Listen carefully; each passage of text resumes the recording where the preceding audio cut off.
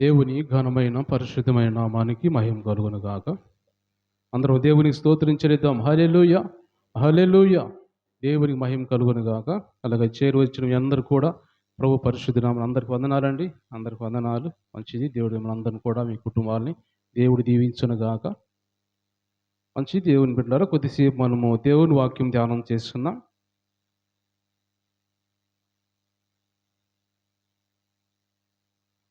మన పరిశుద్ధ గ్రంథమైన బైబిల్లో నుంచి యోహాను సువార్త మొదటి అధ్యాయము, యోహాను సువార్త మొదటి అధ్యాయము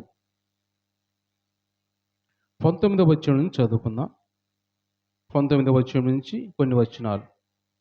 నీవెవడవని అడుగుటకు యూదులు యెరూషలేము నుండి యాజకులను లేవీయులను యోహాను వద్దకు పంపినప్పుడు అతడిచ్చిన సాక్ష్యం ఇదే. అతడు ఎరుగననక ఒప్పుకొనెను, క్రీస్తును కానని ఒప్పుకొనెను. కాగా వారు, మరి నీవెవడు, నీవు ఏలియావా అని అడుగగా అతడు కాననెను. నీవు ఆ ప్రవక్తవా అని అడుగగా కానని ఉత్తరం ఇచ్చాను. కాబట్టి వారు, నీవెవరు, మమ్ము పంపిన వారికి మేము ఉత్తరం ఇయ్యవలను గనుక నిన్ను గూర్చి నీవేమి చెప్పుకొనుచున్నావని అతన్ని అడిగిరి.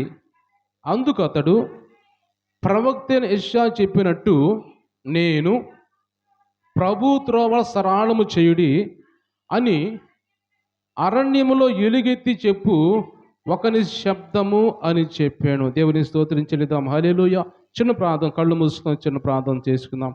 పరిశుద్ధుడా, ప్రేమమయుడా, జీవాధిపతి అయిన దేవా, జీవము కలిగిన దేవా, పరిశుద్ధుడా, మీ శ్రేష్టమైన ఘనమైన నామాన్ని బట్టి మీకు వందనాలు, స్తోత్రాలు, కృతజ్ఞతలు చెల్లించుకున్నాం ప్రభా.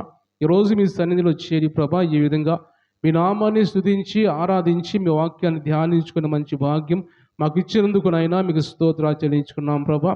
వచ్చిన బిడ్డలందరినీ జ్ఞాపం చేసుకున్నాయా, వారిని దీవించండి, ఆశీర్వించండి, ఆరోగ్యాలు దయచేయండి, వారి కుటుంబాలను దీవించి ఆశీర్వించని ప్రార్థిస్తున్నాం ప్రభా. ఇంకా రావాల్సిన బిడ్డలు ఎవరైనా ఉంటే ఇప్పుడైనా రావడానికి సహాయం చేయమని ప్రార్థన చేస్తున్నాం ప్రభా.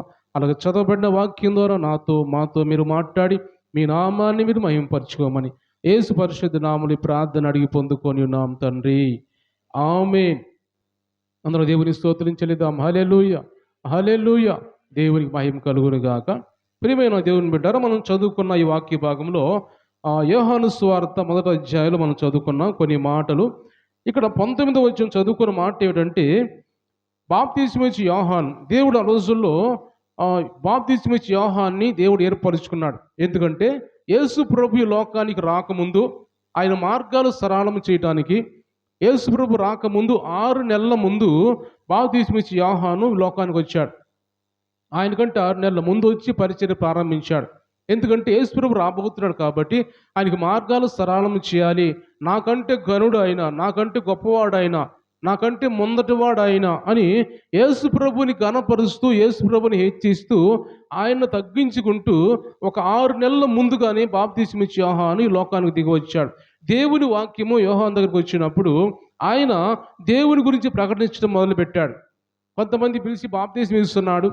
ఆ అరణ్యంలోకి పోయి యోర్దాను నది ప్రాంతానికి పోయి అనేక మంది బాప్తీసాలు ఇస్తూ, కొన్ని మాటలు చెబుతూ, కొన్ని వాక్యాలు చెబుతూ, దేవుడు రాకడ సమీపంగా ఉంది, పరలోక రాజ్యం సమీపంగా ఉంది, మీరు మారు మనసు పొందండి, రక్షణ పొందండి అని అనేక మందికి చెబుతున్నప్పుడు ఆ బాప్తిస్మం ఇచ్చే యోహాను దగ్గరికి కొన్ని వేల మంది, చాలా మంది ఆయన దగ్గరికి ఒక తండోపతండాలుగా ప్రజలు వస్తున్నట్టుగా దేవుని వాక్యాన్ని గమనిస్తాం మనం. అంటే ఈయన అంత గొప్పవాడిగా ఉన్న యోహాను ఇప్పుడు ఆయన గురించి ఏమని చెప్పుకుంటున్నాడు? ఆయన దగ్గరికి కొంతమంది పరిసయ్యులు పంపిన కొన్ని మనుషులు వచ్చి, నువ్వు ఎవడవు, నీ గురించి నువ్వు ఏమనుకుంటున్నావు, నువ్వు ఎవరు మాకు తెలియజెప్పు, నువ్వు క్రీస్తువా, లేకపోతే పరలోకం నుంచి దిగి వచ్చిన వాడివా, ఏలియావా, ఇర్మియావా, ఎవరు నువ్వు అని అడిగినప్పుడు, నేను ఎవరిని కాదు, నేను క్రీస్తుని కాదు, ఇర్మియాని కాదు, ప్రవక్తను కాదు, ఎవరిని కాదు నేను అంటున్నాడు. అంటే చివరికి వాళ్ళు అంటారు, నువ్వు ఎవరు మమ్మల్ని పంపిన వారికి మేము చెప్పాలి కాబట్టి నువ్వెవరో మాకు చెప్పు అన్నప్పుడు నేను అని చెబుతున్నాడు. అందుకు అతడు ప్రవక్త అయిన యెషయా చెప్పినట్టు నేను ప్రభు త్రోవ సరళము చేయుడి అని అరణ్యములో ఎలుగెత్తు చెప్పు ఒకని శబ్దాన్ని నేను అంటున్నాడు. నేను ఓన్లీ వన్ సౌండ్ అంటున్నాను. నేను శబ్దాన్ని మాత్రమే, ఒక స్వరాన్ని మాత్రమే నేను. అంటే ఆయన గురించి ఏం చెప్పుకుంటున్నాడు? అయితే మనం గమనించినట్టయితే బాప్తిస్మిచ్చి యోహాను కుటుంబాన్ని గురించి, లేకపోతే ఆయన జీవితాన్ని గురించి, వాళ్ళ ముందు తల్లిదండ్రుల గురించి మనం గమనించినట్టయితే బాప్తిస్మిచ్చి యోహాను తల్లిదండ్రులు జకర్యా, ఎలిజబెత్. జకర్యా, ఎలిజబెత్ ఎవరు అంటే గొప్ప ప్రార్థనా పరులు వాళ్ళు. ప్రార్థనా పరులైన వారికి దేవుని దర్శనం ద్వారా బాప్తిస్మిచ్చి యోహాను కుమారుడుగా పుట్టాడు. అంటే వాళ్ళు ఎవరో? జకర్యా దేవుని మందిరంలో యాజకుడుగా ఉన్నాడు, యాజకత్వం చేస్తూ ఉంటాడు. కొంత కుటుంబం చాలా సమృద్ధిగా ఉన్న కుటుంబమే, మంచి కుటుంబమే. కానీ అలాంటి కుటుంబంలో ఒక శ్రేష్టమైన మంచి బిడ్డగా, మంచి పేరు కలిగిన వాడుగా ఆ కుటుంబంలో జన్మించిన తర్వాత ఎలాంటి జీవితం జీవిస్తున్నాడు బాప్తిస్మిచ్చే యోహాను అంటే, ఆయన అడవిలోకి వెళ్ళి, అరణ్యంలోకి వెళ్ళి, యోర్దాను నది ప్రాంతానికి వెళ్ళి, అన్నీ ఉన్నా కానీ, సమృద్ధి ఉన్నా కానీ, బట్టలు కట్టుకోవాల్సిన అంత పరిస్థితి ఉంది, మంచి బట్టలు వేసుకోవచ్చు, మంచి ధనం ఉన్నవాడే, మంచి ఆహారం తినవచ్చు, అన్ని సమృద్ధి ఉండి కూడా అవన్నీ విడిచిపెట్టి ఎక్కడికి వెళ్ళాడంటే అరణ్యములోకి వెళ్ళి సువార్త ప్రకటిస్తున్నాడు. ఆ నదీ ప్రాంతానికి వెళ్ళి, యోర్దాను నది ప్రాంతానికి వెళ్ళి సువార్త ప్రకటిస్తున్నాడు, బాప్తీసాలు ఇస్తున్నాడు. ఆయన ఎలాంటి బట్టలు కట్టుకున్నాడు? ఒంటి రోమం వస్త్రంగా ఒంటి రోమాన్ని కట్టుకున్నాడు, తోలి తట్టి మెలకు చుట్టుకున్నాడు. ఆయన తినే ఆహారం ఏంటి? ఆయన తినే ఆహారము అడవి మిడతలు తింటున్నాడు, అడవి తేనె తాగుతూ ఉన్నాడు. ఆయన ఆహారం అంతా కూడా మిడతలు తినడము, తేనె తాగటము, దేవుని స్వార్థ ప్రకటించడం. ఇంకా ఆయన అనుకున్నాడు, ఆయన ఇంకేం చేస్తున్నాడు? నేను ఒక శబ్దాన్ని మాత్రమే, యేసు ప్రభు కంటే ముందే వచ్చాను. ఒక మాట మనం గమనించినట్టయితే అదే అధ్యాయంలో, మొదటి అధ్యాయంలో మనం చూస్తే 6వ వచనం చదువుతున్నాను. దేవుని యొద్ద నుంచి పంపబడిన ఒక మనుషుడు ఉండెను, అతని పేరు యోహాను. దేవుని స్తోత్రం చెల్లిద్దాం, హల్లెలూయా. ఎక్కడి నుంచి వచ్చాడు యోహాను? దేవుని యొద్ద నుంచి పంపబడిన మనుష్యుడు, ఇతని పేరు యోహాను అని దేవునికి స్పష్టంగా రాయబడింది. అలాంటి అంతటి మనిషి, దేవుని దగ్గర నుంచి వచ్చిన మనిషి ఎంతగా ఉండాలి? ఎంత హెచ్చించుకోవాలి? నేను దేవుని దగ్గర నుంచి వచ్చాను అని ఎంతగా ఆయన పొజిషన్ ఎలా ఉండాలి అని చెప్పొచ్చు. నేను దేవుని కంటే ముందే వచ్చాను, 6 నెలల ముందే వచ్చాను అని చెప్పొచ్చు. కానీ ఆయన ఏమున్నాడంటే, ఆయన పూర్తిగా ఇప్పుడు ఈరోజు దేవుడు మనతో మాట్లాడుకున్న మాటలు ఏమిటంటే, ఆయన్ని పూర్తిగా మరుగు చేసుకుంటున్నాడు. బాప్తిస్మిచ్చే యోహాను ఆయన పూర్తిగా మరుగుపరుచుకొని క్రీస్తుని కనపరుస్తున్నాడు. నేను కాదు, నాది ఏమీ లేదు, నేను ఓన్లీ సౌండ్, నేను ఒక శబ్దాన్ని మాత్రమే, ఒక స్వరాన్ని మాత్రమే, ఎలుగెత్తి చెప్పే స్వరాన్ని మాత్రమే, నాకు ఏ పేరు లేదు, నేను స్వరాన్ని మాత్రమే అని నువ్వు ఎవరు అని అడుగుతున్నా. కానీ నేను ఎవరిని కాదు, ప్రవక్తను కాదు, క్రీస్తుని కాదు, ఎవరిని కాదు, నేను ఒక సౌండ్, శబ్దాన్ని మాత్రమే చెప్పుకున్నాడు. అంతటి పేరు కలిగిన వాడు, అంతగా దేవుని దగ్గర నుంచి పంపబడిన వాడు ఆయన గురించి ఏమనుకుంటున్నాడు? తనను తాను తగ్గించుకొని, తనను తాను మరుగుపరుచుకొని క్రీస్తును మాత్రమే ప్రకటిస్తున్నాడు, క్రీస్తును మాత్రమే కనపరుస్తూ ఉన్నాడు. కింద మనం చదువుకుంటూ వచ్చేటట్టయితే మనం చదివినట్టయితే 29వ వచనం చదువుతున్నాను. మరునాడు యోహాను యేసు తన యొద్దకు రాగా చూసి, ఇదిగో లోక పాపములు మోసుకొని పోవు దేవుని గొర్రెపిల్ల, నా వెనుక ఒక మనుష్యుడు వచ్చుచున్నాడు, ఆయన నాకంటే ప్రముఖుడు కనుక నాకంటే ముందటి వాడు ఆయనని నేను ఎవరిని గురించి చెప్పితేనో ఆయనే ఈయన. నేను ఆయనను ఎరుగనైతిని గాని ఆయన ఇజ్రాయేలు ప్రత్యక్షమగుటకు నేను నీళ్ళలో బాప్తిసం ఇచ్చుచూ వచ్చి తిని అని చెప్పాను. మరి యోహాను సాక్ష్యం ఇచ్చుచు, ఆత్మ పావురం వలె ఆకాశం నుంచి దిగి వచ్చును చూచి తిని, ఆ ఆత్మ ఆయన మీద నిలిచాను. అంటే గమనించినట్టయితే ఇది మనం చదువుకున్న మాటలు మొత్తం కూడా యేసు ప్రభుని గురించి, క్రీస్తుని గురించి ఆయన హెచ్చిస్తూ ఉన్నాడు. నేను కాదు, నాకంటే ముందటి వాడు ఉన్నాడు, ఆయన నాకంటే గొప్పవాడు, ఆయనకు చెప్పుల వారును ఇప్పుడు కూడా నేను అర్హుడిని కాదు అని మత్తయి సువార్తలో రాయబడి ఉంటాయి. ఆయనకు చెప్పుల వారు ఇప్పడానికి కూడా నేను అర్హుడిని కాదు, అలాంటి వాడి నేనని ఆయన పూర్తిగా ఆయన్ని కనపరుస్తూ లోక పాపలు మోసుకొని పోవడానికి వచ్చిన దేవుని గొర్రెపిల్ల ఈయన. ఇంకొక మాట మనం చూసేటట్టయితే మనకు ఆశ్చర్యం కలిగించే ఒక మాట మనం చూస్తే యోహాను సువార్తలోనే 5వ అధ్యాయంలో మనం చూసేటట్టయితే ఒక మాట 35వ వచనం చదువుకుందాం. 5:35. అతడు మండుచు ప్రకాశించిన దీపమై ఉండెను, మీరు అతని వెలుగులో ఉండి కొంతకాలము ఆనందించుటకు ఇష్టపడితిరి. దేవుని స్తోత్రం చెల్లిద్దాం, హల్లెలూయా. బాప్తిస్మిచ్చి యోహాను గురించి ఇక్కడ ఏం మాట్లాడుతున్నాడు, దేవుడు ఏం మాట్లాడుతున్నాడు అంటే, అతడు మండుచు ప్రకాశించిన దీపం అంట ఆయన. యోహాను ఎలాంటి వాడు? ఆయన చూస్తే ఎలా ఉంటాడా? ఆయన చూస్తే ఆకారం ఎలా ఉంటుంది? ఆయన చూస్తే ఎంతో ఆ, బట్టలు కూడా లేని పరిస్థితిలో ఏదో ఒక అడ్డం కట్టుకున్నట్టు కట్టుకొని, ఆహారం కూడా లేని పరిస్థితుల్లో తేనె తాగుతూ మిడతలు తింటూ ఉన్న మనిషిని ఇక్కడ ఏమి అంటున్నారు ఇక్కడంటే, అతను మండుచు ప్రకాశించిన దీపం అంట ఆయన. పై ఆకారం కాదు మనం చూడాల్సింది. పై ఆకారం బాగానే ఉంటుంది. పైన ఆకారం చాలా మంచిగా అందంగానే ఉంటారు. కానీ ఆయన ఏం చూస్తున్నాడు ఇక్కడ? హృదయాన్ని చూస్తున్నాడు. ఆయన హృదయం మండుతూ ఉంది వాక్యం ద్వారా. మండుచు ప్రకాశించిన దీపము యోహాను అంటున్నాడు. అలాంటి అంతగా మాట్లాడిన యోహాను ఎలా ఉండాలి? మంచి మంచి బట్టలు వేసుకొని, మంచిగా పెద్ద సభల్లోకి వెళ్ళి, మంచి స్టేజీల మీద కూర్చొని, మంచిగా ఆయన ఎంత ప్రకటించాల్సిన అంత ఆలోచన ఉండాల్సిన వాడు. ఎంత మంచిగా ధనం ఉంది, ఆస్తి ఉంది, ఐశ్వర్యం ఉంది, అన్నీ ఉన్నవాడు, అన్ని అనుభవించవలసిన వాడు కేవలం దేవుని కోసం ఆయన జీవితాన్ని అప్పగించేశాడు. మండుతున్నాడు. దేనికోసం మండుతున్నాడు? మండుతూ ప్రకాశించిన దీపమై ఉన్నాడు. అంటే దేవుని కోసం మండుతూ ఉన్నాడు. దేవుని కోసం స్వార్థ ప్రకటిస్తున్నాడు. ఇదిగో మీరు త్వరగా రక్షణ పొందండి, దేవుని రాకడ సమీపంగా ఉంది, చుట్టూ వేరిన గొడ్డలు పెట్టబడి ఉంది, ఎప్పుడు నరకబడితో తెలియదు, కాబట్టి ఉగ్రత రాకముందే మీరందరూ కూడా సిద్ధపాటు కలిగి ఉండండి అని ఇక్కడ బాప్తిస్మిచ్చి యోహాను యేసు ప్రభుని గురించి మాట్లాడుతున్నట్టుగా మనం చూస్తూ ఉన్నాం. అంటే నా తర్వాత వచ్చేవాడు నాకంటే ప్రముఖుడు, నాకంటే ఘనుడు ఆయన, నాకంటే ముందున్నవాడు ఆయన. 6 నెలల తర్వాత పుట్టినా కానీ ఆయన ఏమంటున్నాడంటే, నాకంటే ముందున్నవాడు, ఆది అంతం ఆయనే. ఆయన ఇప్పుడు వాడు కాదు, ఈ లోకానికి దిగి వచ్చాడు 2026 సంవత్సరాల క్రితమే దిగి వచ్చాడు కాదు. యేసు ప్రభు ఆదిలో ఉన్నవాడు, ఆది అంతం ఆయనే. సృష్టి కూడా ఆయన ఉన్నప్పుడే జరిగింది. ఆయన ద్వారానే తండ్రి కుమార పరిశుద్ధ ఆత్మలు కలిసి సృష్టిని తయారు చేసినప్పుడు ఆదిలో ఉన్న దేవుడు ఆయన. ఏదో ఈరోజు భూమి మీదకి వచ్చాడు, జన్మించాడు కాదు. కానీ అందుకని అంటే నాకంటే ముందటి వాడు ఆయన, ఇప్పుడు వాడు కాదు అని ప్రతి విషయంలో కూడా ఈరోజు దేవుడు మనతో మాట్లాడాలని ఏమి ఆలోచించాడంటే, మనం మరుగుపరుచుకొని క్రీస్తుని కనపరచాలి. మనము ఆత్మీయంగా ఉండొచ్చు, కానీ రక్షణ పొంది ఉండొచ్చు, లేదా మనం బైబిల్ చక్కగా చదవచ్చు, లేకపోతే మంచిగా దేవుని వాక్యం చెప్పవచ్చు, పాటలు పాడవచ్చు, ప్రార్థన చేయొచ్చు, ఏమైనా చేయొచ్చు. కానీ అన్ని చేసినప్పుడు నేను ఇది చేస్తున్నాను, లేకపోతే నేను పాట పాడగలను, ప్రార్థన చేయగలను, వాక్యం చెప్పగలను, ఇలా మనం హెచ్చించుకోకుండా మనం పూర్తిగా మరుగైపోయి యేసు ప్రభుని కనపరచాలి. మనలో యేసు ప్రభు కనపడాలి. యేసయ్య మనలో ఎదుటివారు మనలో యేసయ్యని చూడాలి.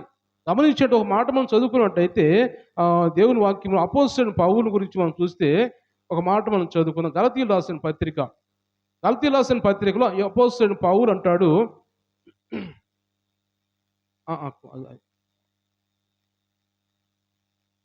అంతకంటే ముందు ఇంకో మాట చదువుదామమ్మా. గలతీయులకు రాసిన పత్రికలో 4:14 అమ్మ చదువు. ఓకే.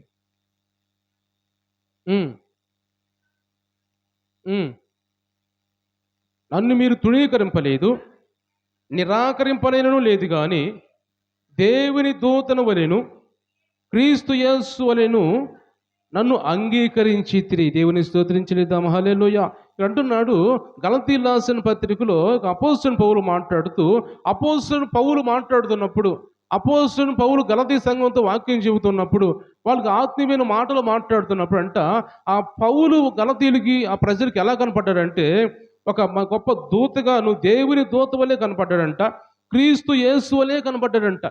అంటే అపోస్తలుడైన పౌలు నుంచి ఏం కనపడుతున్నారు? ప్రజలు ఏం చూస్తున్నారు? క్రీస్తు యేసును చూస్తున్నారు, దూతను చూస్తున్నారు. మామూలు మనిషి ఆయన ఎవరిని చూస్తున్నారు? క్రీస్తుని చూస్తున్నారు ప్రజలు, ఆయనలో దూతను చూస్తున్నారు. అందుకే అంటున్నాడు, అలాగ నన్ను మీరు అంగీకరించారు కదా అంటున్నాడు. ఈరోజు దేవుడు మనతో మాట్లాడుతున్న మాటలు కూడా మనం పూర్తిగా మరుగైపోయి మనలో నుంచి క్రీస్తుని కనపరచాలి. మనం దేవుని వాక్యం చెప్పొచ్చు, పాటలు పాడొచ్చు, ప్రార్థన చేయొచ్చు, దేవుని గొప్పగా ఆరాధించవచ్చు, ఏమైనా చేయొచ్చు. కానీ మనలో క్రీస్తుని చూడాలి ఎదుటివాళ్ళు, మనలో దేవుని దూతలను చూడాలి ఎదుటివాళ్ళు. అలాగ మనము దేవుని మాత్రమే, యేసు ప్రభువుని మాత్రమే కనపరుస్తూ మనం జీవించాలని దేవుడు మాట్లాడుతున్నాడు. ఇంకొక మాట మనం చూసినట్టయితే అది అపోస్తలుడైన పౌలు గురించి మాట్లాడుతూ అపోస్తలుల కార్యం మనం చూద్దాం మాట. అపోస్తలుల కార్యములు ఒక మాట చూసినట్టయితే అక్కడ 14వ అధ్యాయము, అపోస్తలుల కార్యం 14వ అధ్యాయంలో 7వ వచనం నుంచి కొన్ని మాటలు మనం చదువుకుందాం. లుస్త్రలో బలహీన పాదములు గల ఒకడుండెను. అతడు పుట్టినది మొదలుకొని కుంటివాడ ఎన్నడూ నడవలేక కూర్చుండి ఉండువాడు. అతడు పౌలు మాటలాడటం వినెను. పౌలు అతని వైపు తేరి చూసి స్వస్థత పొందుటకు అతనికి విశ్వాసముండెనని గ్రహించి, నీ పాదములు మోపి సరిగా నిలువమని బిగ్గరగా చెప్పినప్పుడు అతడు గంతులు వేసి నడవసాగాను. జనసమూహము పౌలు చేసిన దాన్ని చూసి లుకయోనియా భాషలో దేవదూతలు మనుష్య రూపము దాల్చి చాలు దేవదూతలు మనుష్య రూపము దాల్చి మన యొద్దకు దిగి వచ్చి ఉన్నారని కేకలు వేశారు. దేవుని స్తోత్రించలేద్దాం. హల్లెలూయా. గమనించినట్టయితే లుస్త్ర అనే పట్టణంలోకి అపోస్తలుడైన పౌలు బర్నబా వెళ్ళారు. వెళ్ళిన తర్వాత అక్కడ ఒక బలహీనగా పాదములకి పుట్టినప్పటి నుంచే పాదములు బలహీనగా ఉన్నవాడు, పాదాలు వంకర తిరిగిపోయినవాడు. అతను దేవుని చెందుకు వచ్చి అక్కడ ప్రాంతంలో ఉన్నప్పుడు వాళ్ళు చెబుతున్నప్పుడు ఈ పౌలు బర్నబా మాట్లాడుతున్నప్పుడు ఆ బలహీనంగా పాదం కలిగిన వాడు వారి వైపు అలాగే చూస్తూ ఉన్నాడు. దేవుని సేవకుల వైపు అలా చూస్తున్నప్పుడు వాళ్ళకి ఏం అర్థమైందంటే ఇతడు విశ్వాసంగా ఉన్నాడు, ఇతనిలో విశ్వాసం కనబడుతుంది మనకి, కాబట్టి ఇతను మనం బాగు చేయాలని పౌలు బర్నబాకు అర్థమైంది. ఆ ఆలోచనతో వెంటనే ఎప్పుడైతే అలా చూశాడో వెంటనే వాళ్ళు అంటున్నారు, పొందుటకు అతనికి విశ్వాసం ఉండేదని గ్రహించి నీ పాదములు మోపి సరిగా నిలవమన్నప్పుడు బిగ్గరగా చెప్పినప్పుడు లేచి ఆ చిన్న పుట్టిన వయసు నుంచే కూడా పుట్టినప్పటి నుంచే వంకర పాదములు ఉన్నవాడు లేచి నిలిచి నడవడం సాగినట్టుగా దేవుని వాక్యం మనం చూస్తున్నాం. దేవుని స్తోత్రం చెల్లిద్దాం. హల్లెలూయా. అయితే ఇక్కడ మన దేవుడు మనతో మాట్లాడుతున్న మాటలు ఏమంటే అది చూసిన ప్రజలంట, చాలా మంది ప్రజలు అది చూసి అది గమనించి దేవుని దూతలు మన మధ్యకు వచ్చారు, మనుషులు కాదు వీళ్ళు, దేవుని దూతలు వచ్చారని చెప్పి వాళ్ళందరూ పరిగెత్తుకుంటూ పోయి దండలు తీసుకొచ్చారంట. బళ్ళు కట్టుకొని వచ్చారు. బళ్ళు కట్టుకొని వచ్చి బళ్ళ మీద ఎక్కించి ఒక ఆయనకి ద్రుపతి అని పేరు పెట్టారంట. ద్విపతి, బృహస్పతి అని అనుకుంటాం కదా, ఆ పేర్లు పెట్టి ఆయన్ని ఊరేగించాలని వాళ్ళు ప్రయత్నం చేస్తున్నప్పుడు వాళ్ళు ఏమంటున్నారు, ఆ మాట మనం చదవాలి గట్టిగా. ఆ మాట వాళ్ళు ఏమన్నారంటే అపోస్తలుడైన పౌలు బర్నబా 14వ వచనం, అపోస్తలుడైన పౌలు బర్నబాయు పౌలుని ఈ సంగతి విని తమ వస్త్రములు చించుకొని సమూహంలోకి చొరబడి, అయ్యలారా మీరు ఎందుకు ఇలాగ చేయుచున్నారు, మేము కూడా మీ స్వభావం వంటి స్వభావము గలవారమే. దేవుని స్తోత్రం చెల్లిద్దాం. హల్లెలూయా. ఇక్కడ మనం అర్థం చేసుకోవటం ఏంటంటే వీళ్ళు పూర్తిగా పౌలు బర్నబా గొప్ప సేవకులు. వారిని తాగితే వారి ఒంటి మీద ఉన్న వస్త్రాలు తాగితేనే స్వస్థపడతారు. వారి నోటి మాటతో ప్రార్థన చేసి స్వస్థపడుతూ ఉంటారు. వాళ్ళు గద్దిస్తే దయ్యాలు పారిపోతూ ఉంటాయి.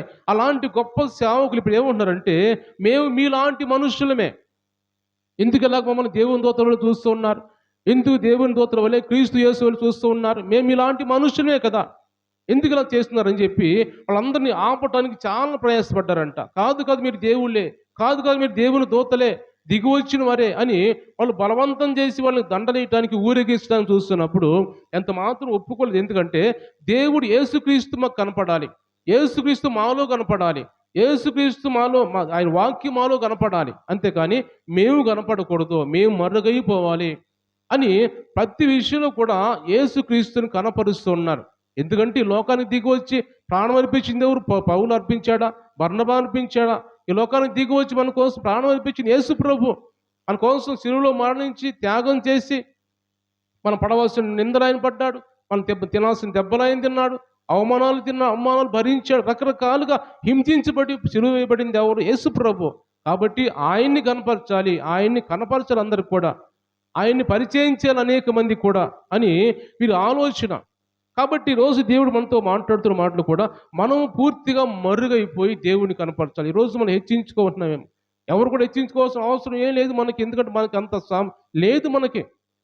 ఎవరమే మన దేహం ఏమిటి, మన శరీరం ఏమిటి, మన ప్రాణం ఏమిటి, లేదా మనం తింటున్నది, లేకపోతే మనం ఉంటున్న ఇల్లు కావచ్చు, లేకపోతే కుటుంబం కావచ్చు, ఎవరిది? దేవుడు ఇస్తే మనకి ఏర్పడింది, అది మన సొంతంగా ఉన్నది కాదు. భర్త కావచ్చు, భార్య కావచ్చు, బిడ్డలు కావచ్చు, ఆస్తి ఐశ్వర్యాలు కావచ్చు, అదంతా దేవుడు ఇచ్చిందే. కాబట్టి దేవుడు మనతో మాట్లాడుతున్నాడు. మన సర్వము దేవుంది. కాబట్టి మనం కూడా ఆయన మనకు ఇచ్చిన దాన్ని బట్టి ఆయన్ని కనపరిచే వారిగా మనం ఉండాలి. కానీ మనది ఏమీ లేదు, హెచ్చించుకోవడానికి మన దగ్గర ఏమి లేదు, అంత మన దగ్గర ఏమీ లేదని దేవుడు మాట్లాడుతున్నాడు. కాబట్టి మనం తగ్గించుకుంటూ యేసు ప్రభుని హెచ్చిస్తూ ఆయన్ని కనపరుస్తూ ఆయన గొప్ప దేవుడు, ఆయన లోకానికి వచ్చి సిలువేయబడ్డాడు మన కోసం మరణించాడు, నీ పాపం కోసం, నీ పాపం నుంచి విడుదల పొందడం కోసము, నీ పాపాలను క్షమించి నిన్ను నీతిమంతులుగా చేయడం కోసము, నిన్ను మంచి పరిశుద్ధురాలుగా చేయడం కోసం, నీ కుటుంబాన్ని దీవించడం కోసము, నీ కుటుంబాన్ని ఆశీర్వదించడం కోసము యేసు ప్రభు త్యాగం చేసి రక్తము కాల్చి సిలువలో మరణించాడు నీ కోసమని మనము ఆయన్ని పరిచయం చేసే వారిగా ఉండాలి. ఎందుకంటే నిజంగా ఏదో అబద్ధం కాదు, అది కథ కాదు, ఏదో రాసిన స్టోరీ కాదు, కానీ అది జరిగింది, నిజంగా జరిగింది. కాబట్టి ఆయన పరిచయాలు ఆయన కనుగొనే వారికి మనం ఉండాలని దేవుడు మనతో మాట్లాడుతున్నాడు. కాబట్టి దేవుని బిడ్డను గమనించినట్లయితే బాప్తిస్మిచ్చి యోహాను గురించి అంటున్నాడు, ఆయన మండుతూ ప్రకాశించిన దీపమై ఉండెను. అలాంటి దీపమై ఉన్న ఆయన ఎలా ఎలగాలి? ఆయన వెలుగు, ఆయన మాట్లాడుతున్నప్పుడు అనేక మంది చెందుతున్నారు. యోర్దాను నది ప్రాంతానికి వచ్చి బాప్తిస్మిచ్చినప్పుడు కొంతమంది మనుషులు, పరిసయ్యులు వచ్చి, లేకపోతే సద్దుకయ్యులు, లేకపోతే రకరకాల మనుషులు వచ్చి, ఏం చేయాలయ్యా మాకు చెప్పు. సైనికులు వచ్చి అంటున్నారు, మేమేం చేయాలి మాకు చెప్పు. మిలిటరీ వాళ్ళు వచ్చారు, అనేక రక్షణ పొందుతూ ఉన్నారు. మీరు అన్యాయంగా డబ్బు తీసుకోవద్దు, అన్యాయంగా మీరు ఎవరి మీద కేసులు పెట్టవద్దు.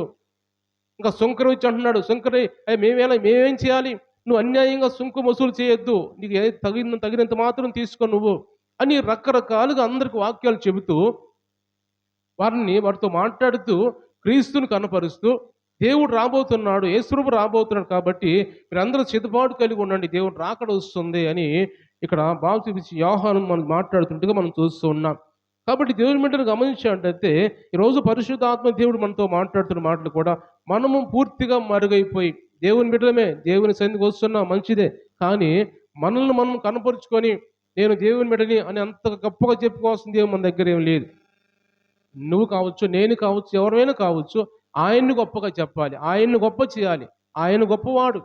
కాబట్టి ఆయన్ని గొప్ప చేసి మనం తగ్గించుకున్నప్పుడు దేవుడు మనల్ని హెచ్చిస్తూ ఉంటాడు. ఆయన్ని గణపరుచు వారిని గణపరుస్తాడంట. దేవుడు వాక్యం మాట్లాడుతుంది, ఆయన్ని గణపరుచు వారిని ఆయన గణపరుస్తాడు. ఆయన్ని గణపరచుకుని ఎవరైతే ఉంటారో వాళ్ళని కూడా ఆయన గణపరచడు వాళ్ళని. కాబట్టి మనము కూడా ఆయన్ని గణపరిచేవారిగా, ఆయన్ని అనేక మందికి చూపించేవారిగా, అపోస్తలుడైన పౌలు అంటున్నాడు, మమ్మల్ని ఎలాగ మీరు చూశారు, గలతీ సంఘంతో అంటున్నాడు, మమ్మల్ని దేవుని దూతల వలె చూశారు కదా, క్రీస్తు యేసుని వలె మమ్మల్ని చూశారు కదా అని అంటాడు. ఇంక అంటాడు, నేను కూడా పూర్తిగా దేవుని మరుగైపోయాను. నేను కాదు, నేను జీవిస్తున్న నేను కాదు, నాలో క్రీస్తు జీవిస్తున్నాడు అని ఆయన క్రీస్తుని కనపరుచుకుంటూ ఉన్నాడు. ఇక్కడ బ్రతుకుతుంది నేను కాదు, జీవించేది నేను కాదు. 2వ అధ్యాయం గలతీ రాసిన పత్రికలు రాయబడి ఉంటాయి ఆ మాట. బ్రతుకుతుంది నేను కాదు, జీవించేది నేను కాదు, కానీ నాలో క్రీస్తు జీవిస్తున్నాడు. నేనేమి చేసినా అది క్రీస్తు చేస్తున్నాడు. అంటే పూర్తిగా యేసు ప్రభుని ధరించాడు ఆయన. యేసు ప్రభుని ధరించి ఆయన్ని మరుగుపరుచుకొని ఇక్కడ ఆయన దేవుని స్వార్థ ప్రకటిస్తూ ఆయన అనేక ప్రాంతాల్లో తిరుగుతున్నట్టుగా మనం దేవుని వాక్యం మనం చూస్తూ ఉన్నాం. కాబట్టి ప్రియమైన దేవుని బిడ్డారా, ఈరోజు దేవుడు మనతో మాట్లాడుతున్న మాటలు కూడా ఈరోజు అడుగుతున్నాడు దేవుడు, మీరు ఎవరు, నువ్వు ఎవరవే? ఆ బాప్తిస్మిచ్చి యోహాన్ని అడుగుతున్నారు, వాళ్ళు వచ్చి పరిచయం దగ్గర నుంచి పంపబడిన మనుషులు వచ్చి అడుగుతున్నారు, నువ్వు ఎవరివి? ఈరోజు దేవుడు మనల్ని కూడా ప్రశ్న వేస్తున్నాడు, నువ్వు ఎవరివి? ఈరోజు నన్ను అడుగుతున్నాడు, నిన్ను అడుగుతున్నాడు, ఎవరు ఉన్నావు? మనం అనుకోవచ్చు, నేను పలానా కుమారుణ్ణి, పలానా కుమార్తెని, పలానా నేను మనవరాల్ని, మనవడినో రకరకాలు చెప్పుకోవచ్చు. కానీ ఒకప్పుడు అది చెప్పుకుంటున్నాం. దేవుని ఎరిగిన తర్వాత, రక్షణ పొందిన తర్వాత, దేవుని తెలుసుకున్న తర్వాత మనం ఎవరివి? ఇంతకుముందంటే మన తల్లిదండ్రులు చెప్పుకుంటాం, పేర్లు చెప్పుకుంటాం, అన్నీ బాగానే ఉంది. కానీ ఒక మాట మీకు అర్థం అవటానికి ఒక మాట చెబుతాను నేను. మీకు అర్థం అవటానికి ఒక మాట చెబుతాను. యేసు ప్రభువుని గురించి కొంతమంది ఏమనుకుంటారంటే, ఒక మాట చదువుకుందాం. మత్తయి సువార్త 13వ అధ్యాయము 55వ వచనం చదువుకుందాం. 13వ అధ్యాయము 55వ వచనం చదువుకుందాం. చదవండి. ఇతడు వడ్లవాని కుమారుడు కాడా? ఇతని తల్లి పేరు మరియ కాదా? యాకోబు, యోసేపు, సీమోను, యోదా అను వారు ఇతని సహోదరులు కాడా? ఇతని సోదరీమణులందరూ మనతోనే ఉన్నారు కారా? అతనికి ఈ కార్యములన్నీ ఎక్కడి నుండి వచ్చాయని చెప్పుకొని ఆయన విషయమై అభ్యంతరపడి దేవుని స్తోత్రించలేదు. హల్లెలూయా. ఇక్కడ దేవుడు మాట్లాడుతుంటే ఆయన ఏమనుకుంటున్నారు? ఎవరో నువ్వు. ఈరోజు దేవుడు మనతో మాట్లాడుతున్నప్పుడు నువ్వు ఎవరు మనం చెప్పుకోవచ్చు. నేను పలానా కుమారుణ్ణి, పలానా ఆశీర్వాదం గారి కుమారుణ్ణి, నా పేరు ఇది అని చెప్పుకుంటున్నా. అలాగే ఇక్కడ కూడా మనం చూస్తే 55వ వచనంలో ఇతడు వడ్లవాడు కుమారుడు కదా, ఇతను అన్నదమ్ములు మనకు తెలుసు కదా, ఇతను సోదరిమణులు మనకు తెలుసు కదా, మన మధ్య ఉన్నారు కదా వీళ్ళు అని యేసు ప్రభుని గురించి సాధారణంగా చెప్పుకున్నారు. వాళ్ళ తండ్రి గురించి, లేకపోతే తల్లి గురించి, అన్నదమ్ముల గురించి మాట్లాడుకున్నారు. అదే అధ్యాయం మత్తయి సువార్తలో 16వ అధ్యాయం చూసినట్టయితే 16వ అధ్యాయం 13వ వచనం చదువుతున్నాను నేను. యేసు ఫిలిప్పొదైన కైసర ప్రాంతములకు వచ్చి, మనుష్య కుమారుడు ఎవడని జనులు చెప్పుకొనుచున్నారు అని తన శిష్యులను అడుగగా, వారు కొందరు బాప్తిసమిచ్చి యోహాననియు, కొందరు ఏలియా అనియు, కొందరు ఇర్మియా అనియు, లేక ప్రవక్తల్లో ఒకడనియు చెప్పుకొనుచున్నారని. దేవుని స్తోత్రం చెల్లిద్దాం. హల్లెలూయా. ఇక్కడ ఏం చెప్పుకుంటున్నారు? ముందేం చెప్పుకున్నారు యేసు ప్రభుని గురించి? ముందేమో యోసేపు మరియ కుమారుడు కదా, ఈయన వడ్లవాడి కుమారుడు కదా, వడ్రంగి చేసేవాడి కుటుంబంలో పుట్టినవాడు కదా అనుకున్నారు యేసు ప్రభుని గురించి. ఇప్పుడు ఏమనుకుంటున్నారు? ఆయన ఏమనుకుంటున్నాడు? నా గురించి ఎవరు ఏమనుకుంటున్నారు అన్నప్పుడు వాళ్ళందరూ జనం ఏమనుకుంటున్నారు? బాప్తిస్మిచ్చి యోహాను అనుకుంటున్నారు, కొందరు ఏలియా అంటున్నారు, కొందరు ఇర్మియా అంటున్నారు, ప్రవక్తల్లో ఒకడు అంటున్నారు. అంటే ఆయన మాట మారిపోయింది, ఆయన ఆలోచన మారిపోయినాయి. మొదటి కంటే ఆయన రాను రాను ఆయన కార్యాలు చేస్తున్నప్పుడు, ఆయన ఘనమైన కార్యాలు చేస్తూ వస్తున్నప్పుడు ప్రజల్లో మార్పు వచ్చేసింది. ప్రజల్లో ఆయన ఎవరు? దేవుడిని చూస్తున్నారు ఆయనలో. ఆయన దేవుడు చూసి ఆయనలో ఏమనుకుంటున్నారు? ఈయన ఇర్మియా ఏమో, ప్రవక్త ఏమో, బాప్తిస్మిచ్చి యోహానేమో. అంటే ఆయన చేసే క్రియలను బట్టి ఈరోజు దేవుడు మనతో మాట్లాడుతున్నాడు. మనము కూడా ఒక కానుకడు మనం చెప్పుకోవచ్చు, పలానా కుమారుని కుమార్తెని చెప్పుకోవచ్చు. మనం రాను రాను కూడా రక్షణ పొందిన తర్వాత, బాప్తిసం పొందిన తర్వాత, దేవుడిని ఎరిగిన తర్వాత మనం ఆలోచన మారిపోవాలి. వాళ్ళ కుమారుడమే, కుమార్తెమే, మనవడే, మనవరాలమే. కానీ అక్కడ అలా ఉంటుంది. దేవుని చెందుకు వచ్చిన తర్వాత, మార్పు చెందిన తర్వాత, మన ఆత్మీయ జీవితం మారిపోయిన తర్వాత నువ్వు ఎవరివి? దేవుని ప్రకటించేవాడివా, లేకపోతే దేవుని కనపరిచేవాడివా, లేకపోతే దేవుని కనపరుస్తున్న మరుగైపోయి దేవుని కనపరిచేవాడివా, లేకపోతే దేవుని కనపరచకుండా హెచ్చించుకుంటూ నేను అని హెచ్చించుకుంటేవాడిని వారువా? నువ్వు నేనని హెచ్చించుకుంటే ఎంత మాత్రం అది దేవునికి అది సరిపోదు. ఎందుకంటే మనం దేవుణ్ణి కనపరిచే వారికి ఉండాలి. దేవుని వాక్యం చూసినట్టయితే హెచ్చించుకొని నేను అని హెచ్చించుకున్న వారిని బైబిల్లో గమనించినట్టయితే వాళ్ళు ఎలాంటి పరిస్థితుల్లోకి వెళ్ళిపోయారు అని గమనించాడు. ఒక మాట మనం చదువుకుందాం, బైబిల్లో ఒక మాట చదువుకుందాం. మనం హెచ్చించుకొని ఆ అపోస్తలుల కార్యములు మనం చూసినట్టయితే అపోస్తలుల కార్యములో 12వ అధ్యాయము 21వ వచనం నుంచి చదువుకుందాం. హేరోదు రాజవస్త్రములు ధరించుకొని న్యాయపీఠం మీద కూర్చుండి వారి ఎదుట ఉపన్యాసము చేయగా, జనులు ఇది దైవస్వరమే కాని మానవ స్వరము కాదని కేకలు వేసిరి. అతడు దేవుని మహిమపరచనందున వెంటనే ప్రభుదూత అతన్ని మొత్తెను గనుక పురుగులు పడి ప్రాణం విడిచాను. దేవుని బిడ్డలు గమనించినట్టయితే హేరోదు రాజు, హేరోదు ఆ రాజు ఆయన న్యాయపీఠం మీద కూర్చొని ఆయన ప్రసంగం చేస్తూ ఉన్నాడు. అయితే పౌలుకి బర్నబాకి హేరోదుకి తేడా గమనించండి. పౌలు బర్నబా ఏమన్నారు? అయ్యా మేము కాదు, దేవుడు మాలో ఉన్నాడు, దేవుడు చేస్తున్నాడు ఈ కార్యాలు, మేము మీలాంటి వారిని అన్నారు. అయితే ఇక్కడ హేరోదు రాజు ఏమన్నాడు? ఏం మాట్లాడలేదు. ప్రజలందరూ వచ్చి ఆహా హేరోదు రాజు భలే ఉపన్యాసం చేశాడు, భలే మాట్లాడాడు, చక్కగా మాట్లాడి వాళ్ళు గంతులు వేస్తూ ఆయన కనపరుస్తున్నప్పుడు ఆయన హెచ్చించుకుంటూ ఉన్నాడు. ఎక్కడైతే సింహాసనమే ఉన్నాడో సింహాసనమే కూర్చొని హెచ్చించుకుంటున్నాడు. నేను భలే మాట్లాడాను కదా, నన్ను ప్రజలందరూ కనపరుస్తున్నారు అని ఎప్పుడైతే అనుకుంటున్నప్పుడే ఆ సింహాసనమే ఉన్నప్పుడే పురుగులు పడి అలాగే చనిపోయాడు. ఎందుకు చనిపోయాడు? రాజు అయినా ఎందుకు చనిపోయాడంటే దేవుణ్ణి మహిమపరచునందున, దేవుణ్ణి కనపరచునందున. దేవుణ్ణి కనపరచాలి. ధర్మశాస్త్రం మాట్లాడుతాం అంటే ఆ రోజుల్లో ఆ దేవుని యోధులందరూ కూడా ధర్మశాస్త్రం మాట్లాడుతారు, రాజులు కూడా అదే చెప్పాలి. కాబట్టి ఆయన ఉపన్యాసం చేస్తున్నప్పుడు దేవుణ్ణి మహిమపరచకుండా ఆయన మహిమపరుచుకున్నాడు, ఆయన కనపరుచుకున్నాడు. కాబట్టి ఆయన సింహాసనం కూర్చుండగానే పురుగులు పడి అలాగా చనిపోయాడు, అక్కడ చనిపోయాడంట. రోజు దేవుడు మనతో మాట్లాడుతున్న మాటలు కూడా మనం దేవుణ్ణి కనపరిచే వారిగా ఉండాలి. మనం పూర్తిగా మరుగైపోయి నేనేమి లేదు, ఒట్టివాడిని, మట్టివాడిని, ఈరోజు కాసేపు ఉంటే నీటి బుడగ లాంటి వాడిని, నీటి బుడగ ఎలా ఆ వర్షం పడినప్పుడు అలా వెళుతూ ఉంటుంది, ఎక్కడ ఆరిపోయి తెలియదు, అది ఎక్కడ పగిలిపోయి తెలియదు. అలాంటి మనుషుల జీవితం అలాంటిది. నేను అలాంటి వాడినే. అలాంటి మనుషులు మనం ఆవిరి లాంటి మన ఊపిరి ఆవిరి లాంటిది, ఎప్పుడు ఆవిరైపోయి తెలియదు. మంచిగా ఉన్నాం, ఆరోగ్యంగా ఉన్నాం అనుకుంటున్నాం, తిరుగుతున్నాం, మంచిగా ఆరోగ్యంగా అందంగా చక్కగా ఉన్నాం, తిరుగుతూ ఉన్నాం. కానీ మన జీవితం ఎలాంటిది అంటే నీటి బుడక లాంటిది, బుడక ఎప్పుడు పగిలిపోతే మనకు తెలియదు. అలాంటి జీవితాలు మనవి. అలాంటి జీవితాలు మనం హెచ్చించుకోవాల్సిన అవసరం లేదు మనకి.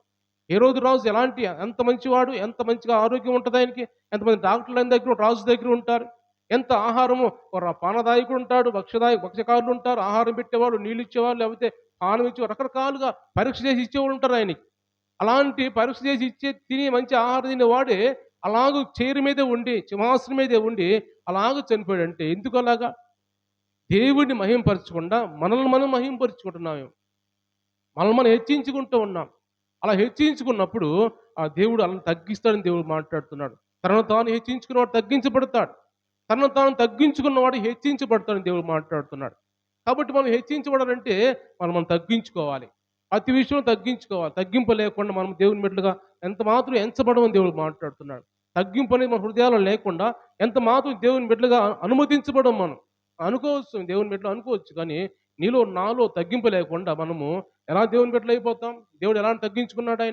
ఆయన తగ్గించుకొని శిష్యుల దగ్గరికి వచ్చి ఆ తువాలు కట్టుకొని నడుముకి నీళ్లు తీసుకొని వచ్చి వాళ్ళ పాదాలు కడిగి ఆ తువాలతో పాదాలు తుడిచి ఆయన అలా తగ్గించుకొని, నేను మీ యజమాని నేను ఎలా చేశాను మీకు, మీరు దాసులు, మీరు కూడా అలా తగ్గించుకోండి అంటాడు.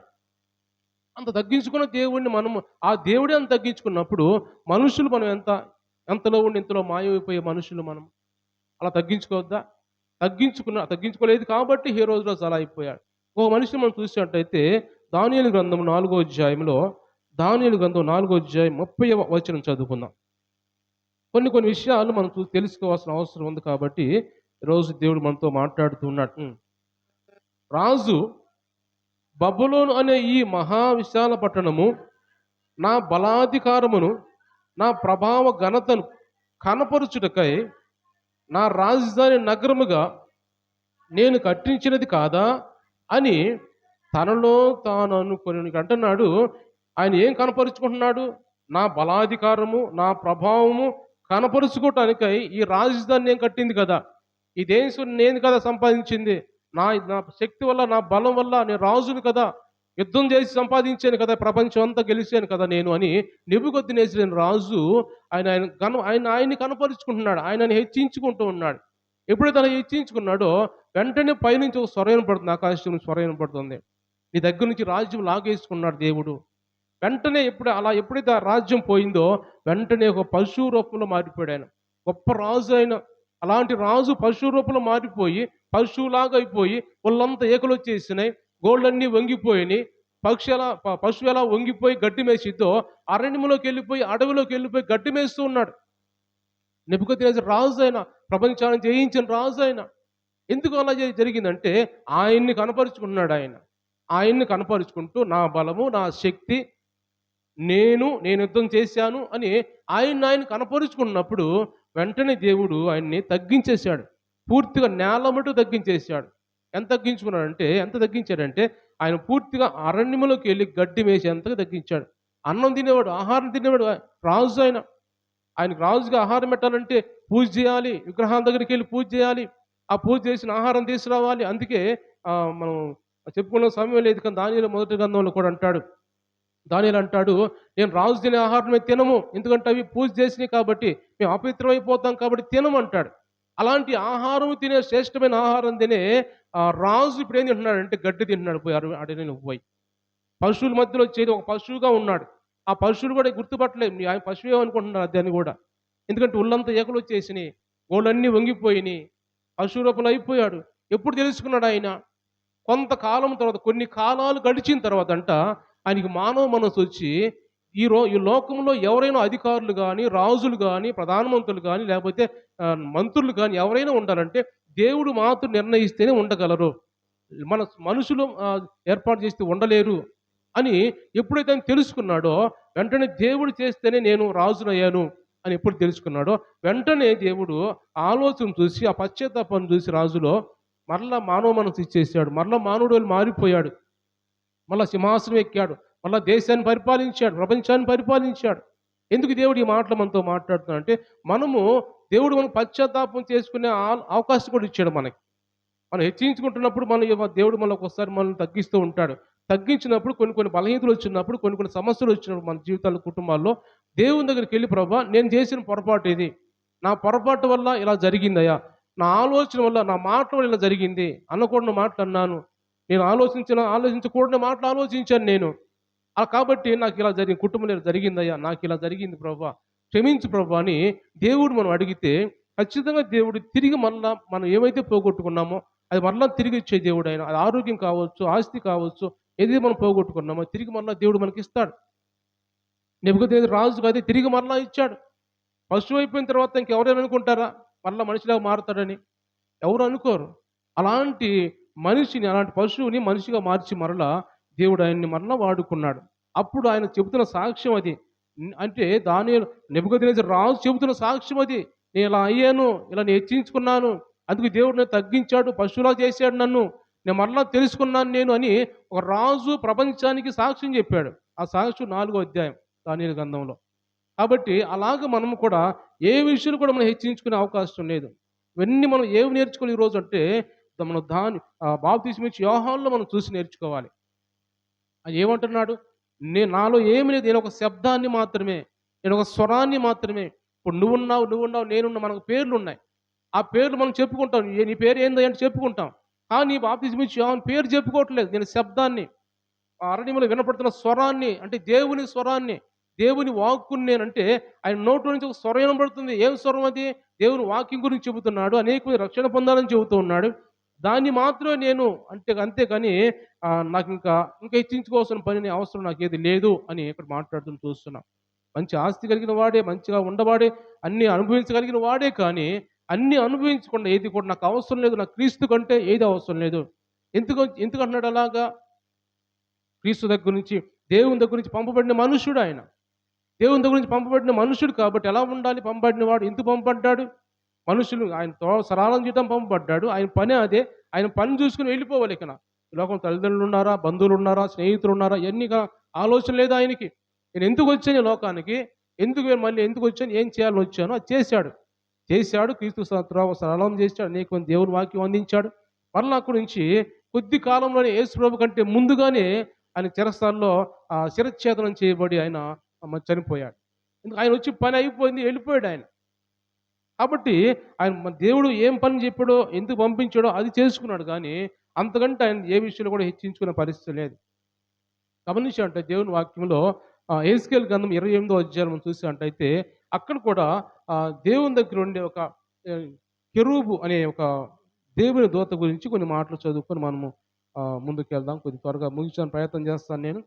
తర్వాత మరలా ఆ మధ్యలో పలహారం కూడా ఉంది. కాబట్టి మనం కొద్దిగా ఆలస్యం కాకుండా మనం త్వరగా మనం యెహెజ్కేలు గ్రంథం 28వ అధ్యాయంలో 13వ వచనం నుంచి చదువుకుందాం.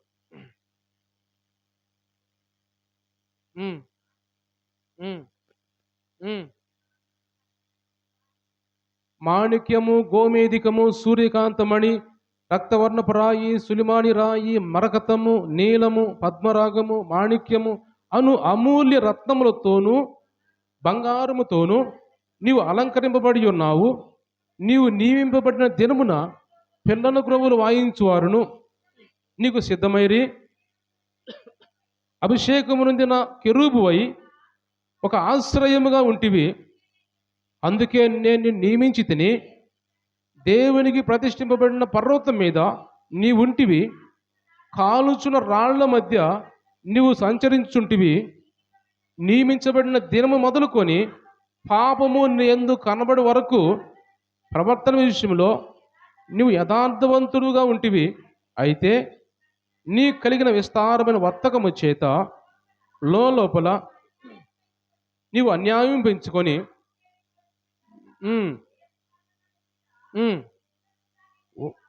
నేను నిన్ను అపవిత్ర పరిస్థితిని ఆశ్రయముగా ఉన్న కెరూబు కాలుచు రాళ్ల మధ్యను నీవిక సంచరింపవు, నేను నాశనము చేసి తిని. దేవుని స్తోత్రించలేదాం. హల్లెలూయా. గమనించండి దేవుని బిడ్డల, ఈ వాక్యం దేవుడు మనతో మాట్లాడుతున్న మాటలు కెరూబు గురించి దేవుడు మనతో యేసు ప్రభు దేవుని దగ్గర కెరూబు అనే దేవదూత పేరు కెరూబు. ఆ కెరూబు ఎలా ఉంటుంది? అక్కడ దేవుని పర్వతం ఎలా ఉంటుంది అంటే కాలుచున్న రాళ్ళు ఉంటాయంట అక్కడ. అంటే కాలుచున్న రాళ్ళ వలె దాని మధ్య నడుస్తూ, అంటే ఎల్లప్పుడూ అక్కడ అగ్ని ఉంటుంది. దేవుడు ఉండే ప్రాంతంలో అగ్నిలో నడుస్తూ దేవుణ్ణి ఆరాధిస్తూ కెరూబు దేవుని దూత ఎలా ఉంటుందంటే ప్రకాశించబడుతూ ప్రకాశమానంగా ఉంటుంది. దగదగ మెరిచిపోతూ ఉంటుంది దేవదూత. అలాంటి మెరిసిపోయే దేవదూత కెరూబు. అలాంటి కెరూబుగా ఉన్న ఆ దేవదూత ఏమనుకుందంటే ఒకరోజు, నేను దేవుణ్ణి ఆరాధిస్తున్నాను కదా! ఆ కెరూబు దేవుణ్ణి ఆరాధిస్తే ఒక్కసారిగా అనేకమైన రకరకాల సౌండ్లు, పిల్లలకు సౌండ్లు, వాయిద్యాల సౌండ్లు, రకరకాల సౌండ్లు ఒక్కసారిగా వినపడుతూ ఉంటాయంట.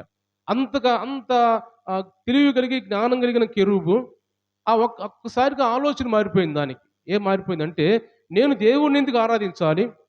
నన్నెందుకు ఆరాధించబడకూడదు నేను? అనేక మంది వచ్చి నన్నెందుకు ఆరాధించకూడదు? నేనెందుకు ఆరాధించాలా ఆయన్ని? నేను దేవునితో సమానంగా ఎందుకు కూర్చోకూడదు? నేను కూడా అంత ప్రకాశమానంగా ఉన్నాను కదా! నేను కూడా మహిమతో ఉన్నాను కదా! ఆత్మతో నింపబడ్డాను కదా! అని దానికది అనుకోని హెచ్చించుకుంది. దేవుడిని కనపరుస్తూ, లేకపోతే దేవుని దగ్గర ఆరాధిస్తూ ఉండవలసిన కెరూబు దేవుని దూత, దానికది హెచ్చించుకొని, నేను సమానంగా ఉండాలి దేవునితోటి, ఆయన కంటే హెచ్చుగా ఉండాలి అని ఆలోచన ఎప్పుడైతే చేసిందో, అది అంతా రాయబడి ఉంటుంది. యెషయా గ్రంథం 14 అధ్యాయం 12 వచనం నుంచి రాయబడి ఉంటుంది. అక్కడ కూడా తేజ నక్షత్రమా వేకువ చుక్క నువ్వెందుకు ఇలా హెచ్చించుకున్నావు అని రాయబడి ఉంటాయి ఆ మాటలు. కాబట్టి అలా ఆ మాటలు చదువుకునే సమయం లేదు, కానీ దేవుడు ఇక్కడ మాట్లాడుతున్న మాటలు ఏమంటే, ఆ కెరూబుగా ఉన్న నిన్ను అంతగా నిన్ను హెచ్చిస్తే, అంతగా నువ్వు పాపం చేసే వరకు నేను ఎలా ఉన్నావు, నువ్వు అనేక మందికి ఆశ్రయంగా ఉన్నావు, అనేక మందికి ఆశ్రయముగా ఒక మాదిరికరంగా నువ్వు ఉన్నావు. అలాంటి మాదిరికరంగా ఉన్న నువ్వు ఎందుకు ఇలాగ అయిపోయావు? నిన్నెందుకు నెట్టబడ్డావు నువ్వు? ఒక మూలకు త్రోయబడ్డావు కదా! అగాధంలోకి, లేకపోతే నరకంలో త్రోయబడ్డావు కదా ఒకసారి. నువ్వు ఎందుకలా త్రోయబడ్డావంటే, అది పాపం చేసిందంట. 17 వచనం చూసినట్టయితే, నీ సౌందర్యం చూసుకొని నువ్వు గర్వించిన వాడవై, నీ తేజస్సు చూసుకొని నీ జ్ఞానమును చెరుపుకొంటివి. కావున నేను నిన్ను నేలను పడవేసేదను. రాజును చూస్తుండగా నిన్ను హేళనకు అప్పగించు. తన సౌందర్యం చూసుకుందంట. నేను చాలా అందంగా ఉన్నాను. గర్వించింది. నేను చాలా అందంగా ఉన్నాను కదా! నేను మెరిసిపోతున్నాను కదా! అందరూ నా వైపు చూస్తున్నారు కదా!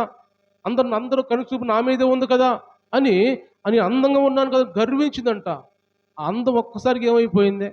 అంత అందంగా ఉన్న అందం ఒక్కసారిగా ఏమైపోయిందంటే, పూర్తిగా కాలిపోయిన ఆ మొఖం ఎలా అయిపోయిందంటే, పూర్తిగా మూలకు త్రోయబడిన తర్వాత, అగ్నిగుండంలో త్రోయబడిన తర్వాత పూర్తి రూపమంతా మారిపోయింది.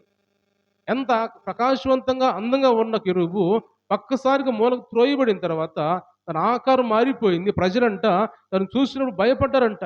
ప్రజలు చూసినప్పుడంటే చాలా భయపడి, మనం చూస్తే 19వ వచనంలో, అదే 28వ అధ్యాయం 19వ వచనంలో, జనుల్లో నిన్ను ఎరిగిన వారందరూ కూడా నిన్ను గూర్చి ఆశ్చర్యపడుదురు. నువ్వు బొత్తిగా నాశనమై భీతి కారణంగా ఉందువు. పూర్తిగా నాశనం అయిపోయి ప్రజలు చూస్తున్నప్పుడంట భయంగా ఉందంట. అంతకుముందు చాలా అందంగా ఉందే, అంతకుముందు చాలా మెరిసిపోతూ ఉందే అనుకున్న ప్రజలు, అయ్యో ఇంత భయంకరంగా ఉంది ఏమిటి అనుకున్న పరిస్థితికి. ఎందుకంటే తన అందాన్ని చూసి, తన సౌందర్యాన్ని చూసి అంట అది గర్వించిందంట. కాబట్టి ఈరోజు దేవుడు మనతో మాట్లాడుతున్న మాటలు కూడా, మనం ఎవరిని కనపరచాలి? మనం కనపరుచుకోవాలా? మన అందాన్ని కనపరుచుకోవాలా? లేదా మాకు ఇంత ఆస్తిని కనపరుచుకోవాలా?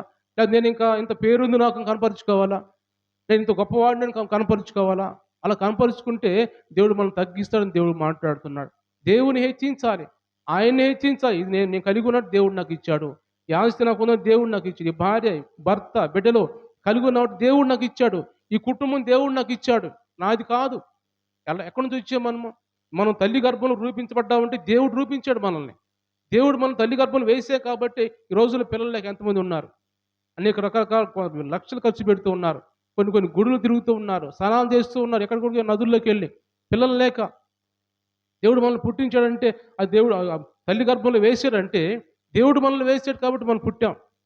అది తల్లిదండ్రులకు కష్టం కాదు, ఫలితం కాదు.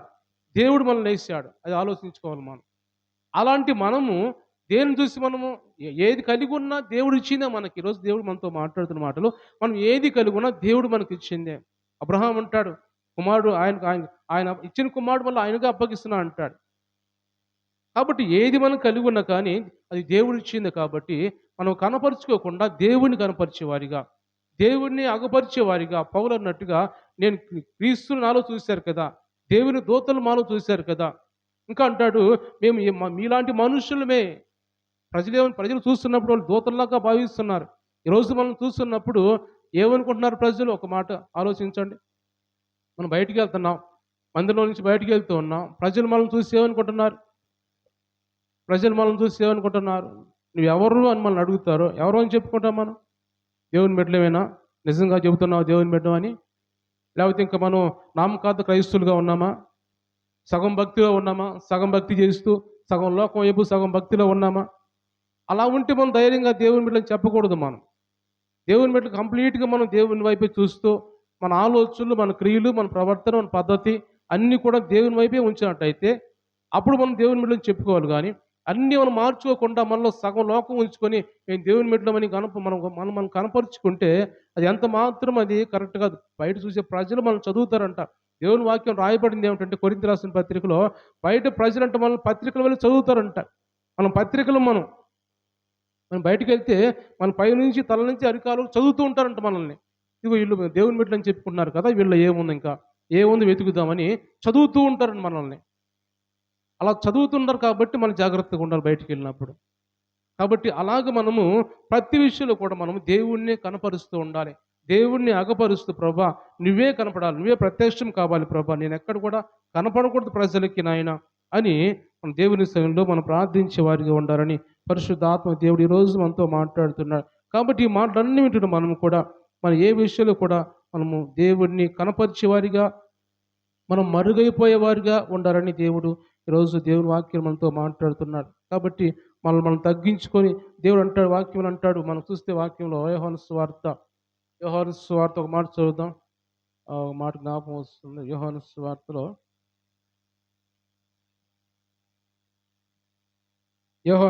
13వ అధ్యాయం 13వ అధ్యాయము 16వ వచనం చదువుకుందాం. దాసుడు తన యజమానుని కంటే గొప్పవాడు కాడు, పంపబడిన వాడు తన్ను పంపిన వాని కంటే గొప్పవాడు కాడని మీతో నిశ్చయముగా చెప్పుచున్నాను. దేవుని స్తోత్రించెదం. హల్లెలూయా. యేసు ప్రభు మాట్లాడుతున్న మాటలు అన్నాడు. ఆయన ఏమనుకున్నాడు? యేసు ప్రభు తగ్గించుకున్నాడు ఆయన. యేసు ప్రభు కూడా తగ్గించుకున్నాడు ప్రజలను. యోహానే కాదు, పౌలే కాదు, యేసు ప్రభు కూడా తగ్గించుకొని తండ్రిని కనపరుస్తూ ఉన్నాడు. ప్రతి విషయంలో తండ్రి, నా తండ్రి మాట నేను చేస్తున్నాను. నా తండ్రి నన్ను పంపించాడు. ఆయన చిత్త ప్రకారం నేను చేస్తున్నాను. నాది కాదు, నా ఆలోచన కాదు, నా మాటలు కాదు ఇవి.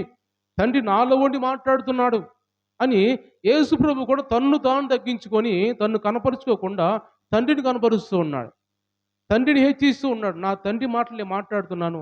నా తండ్రి నేను ఏకమై ఉన్నాం. నాలో ఉన్నాడు ఆయన అని ఆ యేసు ప్రభువుని కనపరుచుకోకుండా ఆయన తండ్రిని కనపరుచుకుంటూ ప్రతి మాట్లాడుతున్న మాటలు నేను చేస్తున్న క్రియలన్నీ కూడా, చేస్తున్న స్వస్థతలన్నీ కూడా ఏవైతే ఉన్నాయో అన్నీ తండ్రి వలన చేస్తున్నాను నేను అని ఆయనకు ఆయన తగ్గించుకున్నట్టుగా మనం చూస్తున్నాం. అందుకే ఆయన అంటున్నాడు, నేను దాసుడు అంటున్నాడు.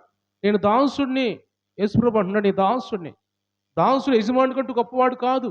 నా యజమానుడు నా తండ్రి. పంపబడిన వాడు పంపిన వాని కంటే గొప్పవాడు కాదు. పంపబడిన వాడు ఎవరు? యేసు ప్రభు. పంపింది ఎవరు? తండ్రి. నా తండ్రి గొప్పవాడు. అంటే యేసు ప్రభు తన్ను తాను తగ్గించుకుంటూ ఆ యేసు తండ్రిని కనపరుస్తూ ఉన్నాడు. తండ్రిని అగపరుస్తున్నాడు జనానికి, ప్రజలకు కూడా. అప్పుడు మనం చూస్తే గమనించండి, చాలా వాక్యాలు జ్ఞాపకం వస్తున్నాయి. కానీ ఫిలిప్ ఒక రోజు అడుగుతూ ఉంటాడు. యోహాను సువార్త 14వ అధ్యాయంలో ఫిలిప్ ఒక రోజు యేసు ప్రభువుని అడుగుతాడు, అయ్యా మేము తండ్రిని చూడాలనుకుంటున్నాం అంటాడు. అంటాడు, ఇంతకాలం నాతో ఉన్నావు కదా ఫిలిప్పు, నీకు కనపడలేదా? నన్ను చూస్తే తండ్రిని చూసినట్టే కదా అంటాడు. అంటే తండ్రిని ఆయన కనపరుస్తూ ఉన్నాడు. తండ్రిని ఆయన అగుపరుస్తున్నట్టుగా మనం చూస్తూ ఉన్నాం. అది 14:9 రాయబడి ఉంటాయి అన్నమాట. పిలుపు, నేను ఇంతకాలం మీ యొద్ద ఉండినను నన్ను ఎరుగవా? నన్ను చూసిన వాడు తండ్రిని చూసి ఉన్నాడు కనుక తండ్రిని మాకు కనపరుచమని ఎలా చెప్పుచున్నా? కాబట్టి ప్రతి విషయంలో కూడా యేసు ప్రభు తండ్రిని కనపరుస్తూ ఆయన్ని అగపరుస్తూ ప్రజలకి ఉన్నాడు. కాబట్టి ఈరోజు కూడా అంటున్నాడు, మనము కూడా దాసులుగా ఉండాలి. ఆయన యేసు ప్రభు దాసులుగా వచ్చాడు. నేను దాసులు స్వరూపం ధరించుకుని ఈ లోకానికి వచ్చాను. ఫిలిప్పీయులకు రాసిన పత్రిక 2వ అధ్యాయం అంటాడు, నేను దాసులు స్వరూపం ధరించుకొని వచ్చాను. నేను ప్రాణం అర్పించడానికి వచ్చాను మీకోసం అంటాడు. కాబట్టి మన దాసులమి తగ్గించుకోవాలి. నేను దాసురాలని నేను అని మనము తగ్గించుకున్నట్టయితే దేవుడు మనల్ని ఒక రోజున హెచ్చించేవాడిగా ఉంటాడు. దేవుడు ఒక రోజు మనల్ని దీవించేవాడిగా ఉంటాడు. మన కుటుంబాలను ఆశ్రయించేవాడిగా ఉంటాడు దేవుడు. కాబట్టి అలాగ మనం ప్రతి విషయం తగ్గించుకొని యేసుప్రభు అన్నట్టుగా నేను దాసుడిని, నేను పంపబడిన వాడిని, నేను పంపినవాడు నాకంటే గొప్పవాడు, నా యజమానుడు అన్నట్టుగా మనం కూడా మన యజమానుడి గురించి మనం కనపరుచాలి. ఆయన్ని కనపరుస్తూ ఉండాలి. యేసుప్రభు మన యజమానుడు, తండ్రి మన యజమానుడు, పరిశుద్ధాత్మ దేవుడు మన యజమానుడు. తండ్రి, కుమార, పరిశుద్ధాత్మను మనం కనపరుస్తూ మనం ఆత్మీయ స్థితిలో ముందు కొనసాగాలని దేవుడు మాట్లాడుతున్నాడు. ఈరోజు విన్న మాట అన్నీ కూడా మనం ఏమిటంటే, ఈరోజు మనతో మాట్లాడుతున్న మాటలు బాప్తిస్మం ఇచ్చి యోహాను ఎలా తగ్గించుకున్నాడో, అంటున్నాడు, ఐఎమ్ నథింగ్, నేనేమి లేదు, ఒట్టివాడిని, నాలో ఏమి లేదు అసలు, ఒట్టివాడిని. ఆయన పేరు కూడా చెప్పుకోవట్లేదు ఆయన. ఒట్టి స్వరాన్ని, శబ్దాన్ని మాత్రమే అంటున్నాడు. అలా ఏమి లేదు. అలాగ మనం కూడా తగ్గించుకొని దేవుని సన్నిధిలో ఉంటే దేవుడు మనల్ని ఘనపరిచేవాడుగా ఉంటాడు. అప్పుడు అంటాడు, ఒక మాట అంటాడు యేసు ప్రభు 11వ అధ్యాయం మత్తయి సువార్త 11వ వచనంలో అంటాడు. అక్కడ చూడండి, ఒక మాట చదవండి, ఆ మాట 11:11లో మత్తయి సువార్త. యేసు ప్రభు బాప్తిస్మమిచ్చే యోహాను గురించి మాట్లాడుతూ అంటాడు, స్త్రీలు కనిన వారిలో బాప్తిస్మమిచ్చే యోహాను కంటే గొప్పవాడు ఈ లోకంలో లేడు అంటాడు. స్త్రీలు కనిన వారిలో బాప్తిస్మమిచ్చే యోహాను కంటే గొప్పవాడు ఈ లోకంలో ఎవరు పుట్టలేదంటాడు. అంత అంత యేసుప్రభు ఆయన ఎంత హెచ్చించాడు.